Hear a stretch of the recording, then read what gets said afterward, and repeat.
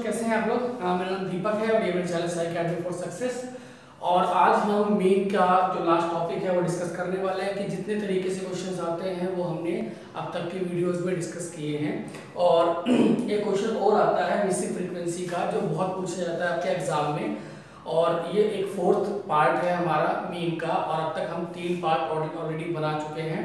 और मैं डिस्क्रिप्शन में तीनों पार्ट के लिंक डाल देता हूँ। अगर आपने वो वीडियोस नहीं देखी है तो पहले आप वो वीडियो देख लीजिए और कमेंट सेक्शन में जरूर बताइए कि आपको हमारी वीडियोस कैसी लग रही हैं, कोई प्रॉब्लम्स तो नहीं है। आइए शुरू करते हैं कि अगर मिसिंग फ्रीक्वेंसी हमारे सामने आए तो हम उससे मीन कैसे निकाल सकते हैं। देखिए बच्चों, जो मिसिंग फ्रीक्वेंसी है उसको निकालने के हमारे पास ऑटोमेटिकली वही 3 मेथड होते हैं जो मैंने पिछली क्लास में डिस्कस किया था आपका, कि हमारे पास मीन निकालने के 3 मेथड होते हैं। पहला डायरेक्ट मेथड होता है, दूसरा शॉर्टकट मेथड होता है एंड तीसरा होता है स्टेप डेविएशन मेथड। तो वही 3 मेथड यहाँ पर काम करेंगे, बट जिसमें थोड़ा सा इंपॉर्टेंट, जो पिछली 2 वीडियो हमने की थी उन दोनों वीडियोस में हमने डायरेक्ट मेथड और शॉर्टकट मेथड से हमने क्वेश्चन शॉर्ट आउट कर लिया था। बट स्टैंडर्ड डेविएशन मेथड मैंने आपको अभी तक नहीं कराया है, तो वो मैंने इसलिए रोक के रखा था कि यहाँ पर इस वाले सेक्शन के अंदर हम लोग स्टेप डेविएशन मेथड देखेंगे, इसको पद विचलन विधि भी कहते हैं। तो आइए शुरू करते हैं हमारा कि अगर हमारे पास सी आई और एफ है, तो बच्चों आपको पहला स्टेप तो मालूम है कि हम पहला स्टेप क्या लेते हैं। हम क्या करते हैं, पहले एम निकालते हैं। तो पहले हम यहाँ पे एम की वैल्यू निकाल लेंगे, जिसको हम मिड पॉइंट बोलते हैं। और मैंने ये भी डिस्कस किया था कि हम लोग मिड पॉइंट कैसे निकालते हैं। तो यहाँ पर मैं साथ में बता दूं कि L1 प्लस में L2 अपॉन में 2, इस तरीके से हम मिड पॉइंट निकालते हैं।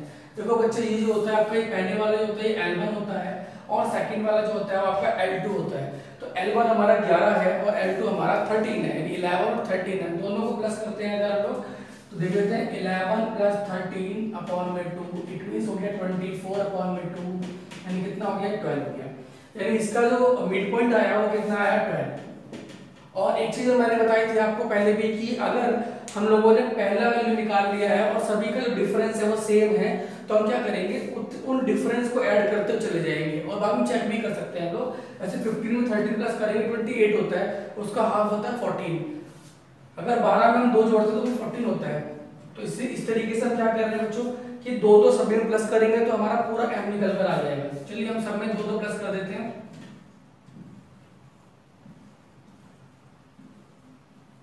हमने सभी में 2 प्लस कर दिया है। अब देखो हमारा यहाँ पर एक स्टेप बढ़ रहा है, वो एक स्टेप क्या है हमारा, वो है डी डैश। डी डैश होता है x माइनस ए अपॉन में सी। देखो अभी तक हम लोग ने d निकाला था, अब हम डी डैश निकाल रहे हैं। और जब हम डी डैश निकाल रहे हैं तो अगर हम डी डैश निकाल रहे हैं, इसको अगर 10th में बात करें तो ui बोलते हैं, ठीक है, मगर 11th में इसको डी डैश बोलते हैं। आप समझ लो, चाहे वो ui हो उसका मतलब भी सेम है, और चाहे वो डी डैश हो। 11th में इसका नाम डी डैश दे दिया है और 10th में इसको ui बोलते हैं। दोनों कैसे निकालते हैं, x माइनस ए बाई सी। अच्छा, x तो वैल्यू जो है हमारी, अब यहाँ पर जो x है वो m की वैल्यू को हम x कंसीडर करते हैं। इसको मैं ऐसे लिखता हूँ m माइनस ए अपॉन में सी, ठीक है। तो m को हम कंसीडर कर देते हैं यहाँ पर। और a जो है हमारा वो होता है हमारा जो एज्यूम मीन होता है, जो हमने एज्यूम किया है। तो मान लो मैंने एज्यूम किया है यहाँ पर 13 को a एज्यूम किया है, सॉरी इसमें एज्यूम करना है हमेशा। तो मान लो मैंने यहाँ पे 18 को a एज्यूम करा है।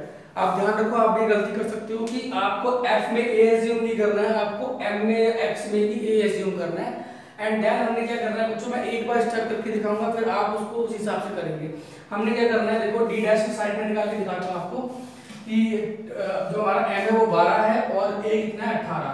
तो हम क्या करेंगे, 12 माइनस 18 अपॉन में, अब जो c है वो c समझना पड़ेगा आपको। c क्या होता है, तो डिफरेंस है दोनों का डिफरेंस 2 है। यहाँ पर भी 2 है, सब में 2 है दोनों का डिफरेंस। तो जो c है इसको हम लोग कॉम्युलेटिव डिफरेंस बोलते हैं। तो c को हम लोग क्या करना है, डिवाइड करना है यहाँ पे। तो कितना हो गया, माइनस का 6 अपॉन में 2 कितना हो गया, माइनस का 3, थोड़ा स्पेस की कमी थी, चलो स्पेस बनाए थे। तो हो गया माइनस 6/2, इट मींस कितना हो गया, माइनस का 3।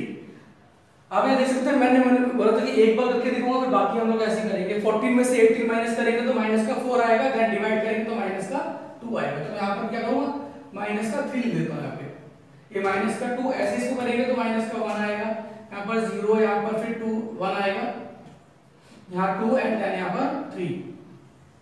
तो बच्चों हमारा डी डैश निकल गया। डी डैश निकालने के बाद हमें क्या करना है, एफ डी डैश करना है। क्या करना है, F D dash, F D dash या फिर एफ आई यू आई, दोनों एक ही चीज है। चाहे आप एफ डी डैश कर लो और चाहे आप एफ आई यू आई कर लो, ठीक है। अब एफ की मल्टीप्लाई हम डी डैश में कर देते हैं। 7 3 21 हो गया आपका, एंड 6 2 कितना हो गया 12, 9 1 कितना हो गया 9, ये 0 हो गया, एफ 1 एफ हो गया। अब यहाँ पर 5 3 कितना हो गया 10 और 4 3 कितना हो गया 12।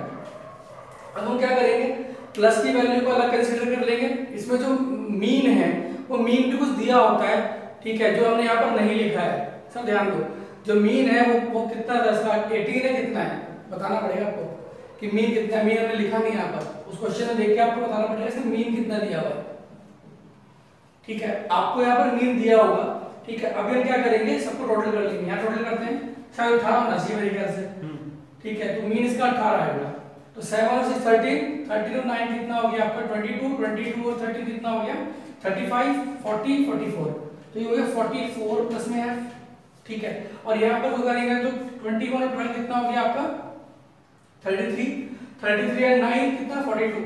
तो माइनस का 42 प्लस में प्लस का कितना 22 एंड ये f को अलग से रखेंगे बेटा, प्लस का f, तो कितना हो गया -20 प्लस f।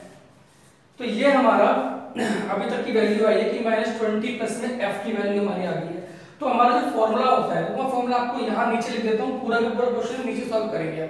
जो फॉर्मूला हमारा होता है x bar is equal to, नहीं इट्स ओके कर लूंगा उसको बाद में, x bar is equal to, नहीं ठीक है, x bar is equal to क्या हो गया आपका a plus sigma F D dash upon में सिग्मा एफ इनटू सी।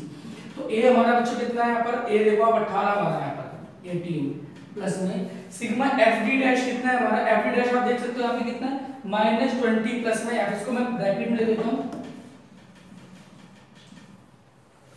और हमारा जो f है जो हमारा था 44 प्लस f और x बार की वैल्यू बच्चों हमें कितनी दे रखी है 18, तो ये हमारे पास 18 हो गया। अब हम क्या करेंगे, पहले इस 18 को इधर ले आएंगे, तो यहाँ पर कितना हो गया 18 minus 18 is equal to -20 plus f upon में 44 प्लस f, ठीक है। अब ये -18 में से 18 गया तो कितना हो गया 0, और ये क्रॉस मल्टीप्लिकेशन अगर करेंगे तो ये मल्टीप्लाई में 0 क्या आ जाएगा 44 plus f is equal to कितना बचेगा बच्चों 20 प्लस f बचेगा। तो कितना हो गया, अब जब 0 की मल्टीप्लाई पूरे से करेंगे तो 0 हो जाएगा, पूरा 0 हो जाएगा, ठीक है। तो इट मींस कितना हो गया यहाँ पर, ये हो गया आपका -20 plus f is equal to 0। अभी इधर जाएगा तो कितना हो जाएगा आपका f की वैल्यू आपकी जाएगी 20। तो यहाँ पे जो कैलकुलेशन है थोड़ी कम हुई है, और कैलकुलेशन कम होने का सबसे बड़ा जो रीजन है वो ये है कि यहाँ पर हमने shortcut method step derivation method use किया है। आई होप आपको समझ में आया होगा कि स्टेप डेरिवेशन मेथड हम किस तरीके से निकाल सकते हैं। मिसिंग फ्रीक्वेंसी भी निकालना सिखाया, आप किसी भी मेथड से मिसिंग फ्रीक्वेंसी निकाल सकते हैं।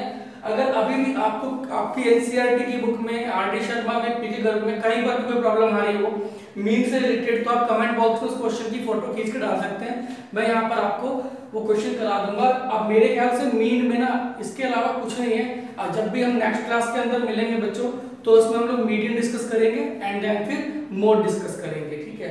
और अगर वीडियो अच्छी लग रही हो तो भाई सर्कुलेट कर दो सब जगह।